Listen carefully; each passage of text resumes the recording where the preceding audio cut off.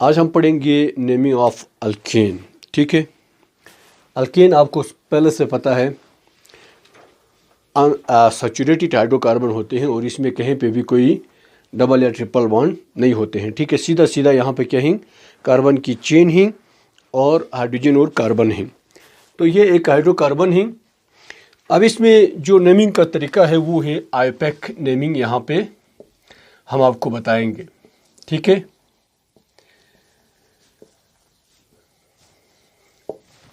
IUPAC क्या है? IUPAC is the abbreviation of international union of pure in applied chemistry. ठीक है, ये एक उसूल बताते हैं, उसके अंदर रहते हुए हमने क्या करना है, नेमिंग करना है। समझिए ना, आप अपने तरफ से करोगे तो फिर सही नहीं होगा।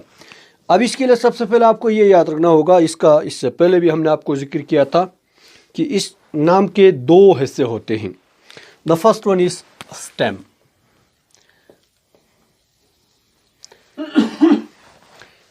नाम के जो पहला हिस्सा है उसको क्या कहते हैं, स्टेम कहते हैं। It tell us number of carbon, number of carbon, कि इस अल्केन में टोटल कार्बन की तादाद कितना है वो हमें बताएगा। अब स्टेम का नाम जो है वो इनमें से कोई होगा। समझिए ना, अगर इसमें इसका एक कार्बन है तो हम इसको मिथ लिखेंगे, दो कार्बन है इथ, तीन कार्बन है तो प्रोप, चार है तो ब्यूट, पाँच है तो पेंट, सिक्स है तो हेक्स, सात है तो हेप्ट, आठ है तो ऑक्ट, नाइन है तो नोने, 10 है तो डेक। समझ गया ना? जब तक ये आपको याद नहीं होगी आप करेक्ट नेमिंग नहीं कर पाएगा। अब यहाँ पे देखें, स्टेम हमें ये बताते हैं, स्टेम के बाद जो है वो एक दूसरा जो है वो सफिक्स आता है।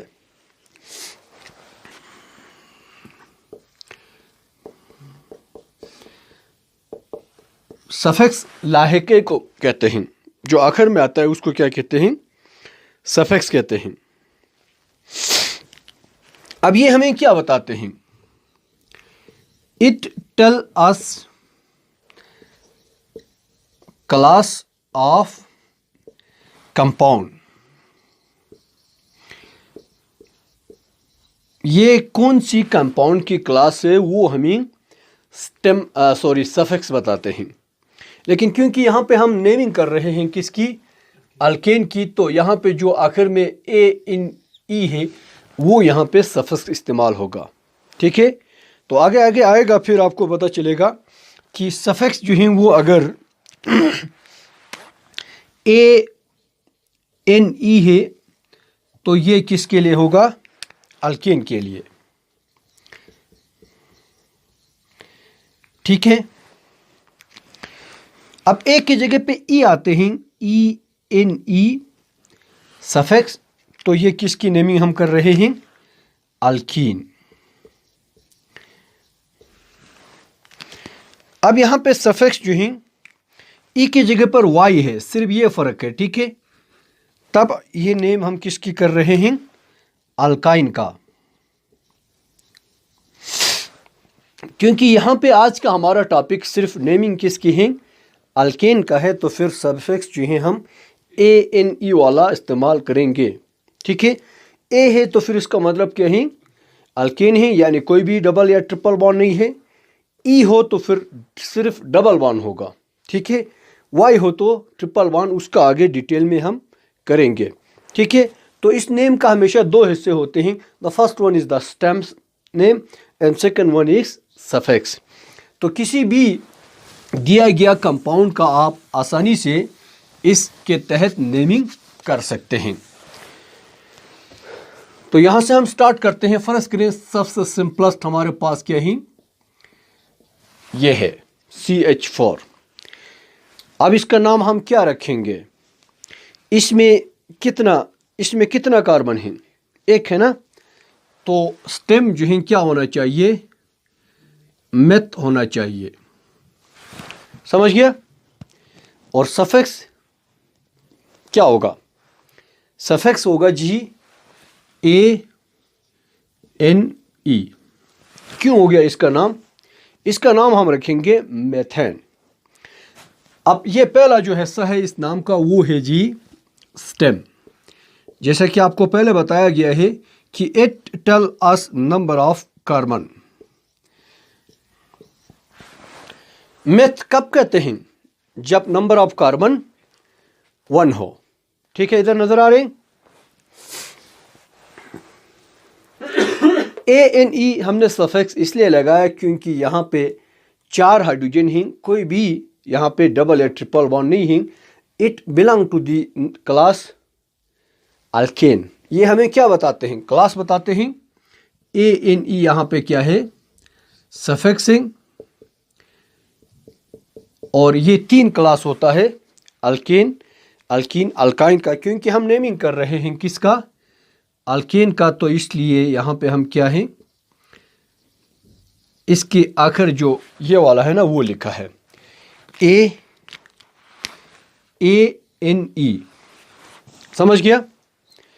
अब इसी तरह आगे हम नेमिंग करेंगे। ये हो गया जी सबसे सिंपलेस्ट।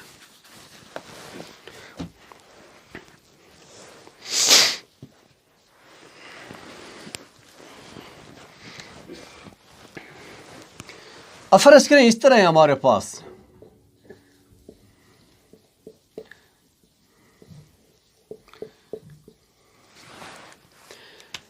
अब सबसे पहला आप यहां पे नजर दौड़ाएं, ये किस क्लास से ताल्लुक़ रखते हैं? ये अल्केन ही, क्योंकि इसमें कोई भी सारे के सारे सिंगल बॉन्ड है। समझ गया? अब इसके बाद इसका स्टेम सेलेक्ट करें यहां से। इसका स्टेम क्या होना चाहिए?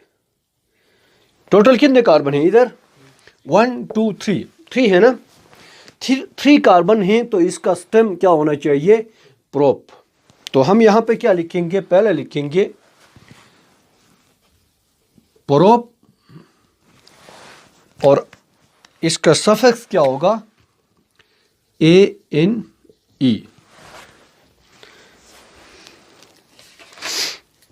तो ये नाम बहुत सिंपल तरीके से हम लिख सकते हैं। समझ गया? अब यहाँ पे देखें, इसी तरह अब यहाँ पे इस तरह ही CH3 CH2 CH2 H2 CH3। अब इसका नाम क्या होना चाहिए? टोटल कितने कार्बन हैं? 1 2 3 4 5 है, तो इसका स्टेम क्या होगा? पेंट। तो इसका नाम हम रखेंगे पेंटेन। ठीक है, और आखिर में हम क्या लिखेंगे? ANE। इसका नाम क्या रखा? पेंटेन। ठीक हो गया? अब एग्जाम में इस तरह भी आते हैं, और कभी कभी इस तरह आते हैं कि नाम खुद दिया गया है, आपको उस कंपाउंड का फार्मूला लिखो कहते हैं। ठीक है, फॉर एग्जांपल इस तरह है हमारे पास ब्यूटेन। इसका आपने स्ट्रक्चरल या कंडेंस फार्मूला लिखना है। समझिए, तब क्या लिखेंगे? अब आपको ये क्या पता चल रहा है? ब्यूट, ये इसका क्या है? स्टेम है। इससे आपको पता चल रहा है कि यहाँ पे नंबर ऑफ कार्बन कितना होना चाहिए? 4 होना चाहिए। ठीक है, तो आप सबसे पहला स्टेप में आप ये करें, सीधा सीधा यहाँ पे आपने 1 2 3 4 आपने क्या करना है? कार्बन की चेन बनाया। ठीक है, अब इसके बाद इसका दूसरा जो है सफिक्स, यहाँ पे A है। तो पहले आपको बताया गया है कि देयर इज नो डबल और ट्रिपल बॉन्ड। ठीक है, अब हम क्या करेंगे? अब आपने इन सारे कार्बन को हाइड्रोजन देना है, हाइड्रोजन के साथ बॉन्ड बनानी है। ठीक है, कि कोई भी यहाँ पे कम से कम जो है कार्बन के पास 4 बॉन्ड, सॉरी एग्जैक्ट 4 बॉन्ड होना चाहिए। ठीक है, 4 से कम भी नहीं होना चाहिए, 4 से ज़्यादा भी। तो अब यहाँ पे हम क्या करें? इन सारे कार्बन को हाइड्रोजन दे दें। ठीक है, अब ये पहले एक बॉन्ड बना चुके हैं, तो इसको मज़ीद कितना हाइड्रोजन चाहिए? 1 2 3, ठीक है। इसको कितना चाहिए? 2, क्योंकि ये एक इधर है तो अब 4 हो गया, ठीक है। इसको भी 2, इसको कितना चाहिए? 3। अब आप क्या करेंगे? इस तरह की नेमिंग करेंगे, ठीक है। या इसको आप कंडेंस करके भी लिख सकते हैं, CH3 CH2 CH2 CH3। समझ गया? अब यहाँ पे देखें, एक और एग्जांपल मैं आपको बताऊं, फिर आपको क्लियर हो जाएगा।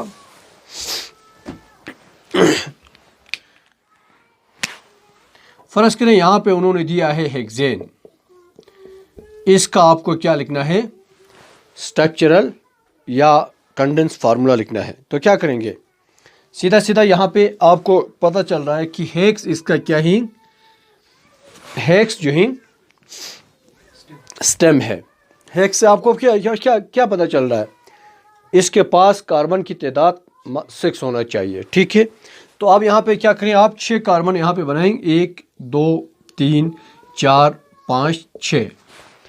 फिर हाइड्रोजन आप दे दें इस तरह। यहाँ पे कितना हाइड्रोजन देंगे? 3। इसको चाहिए 2, इसको चाहिए 2, इसको चाहिए 2, इसको चाहिए 2, इसको चाहिए 3। तो टोटल कितने कार्बन है यहाँ पे? 1 2 3 4 5 6। समझ गया?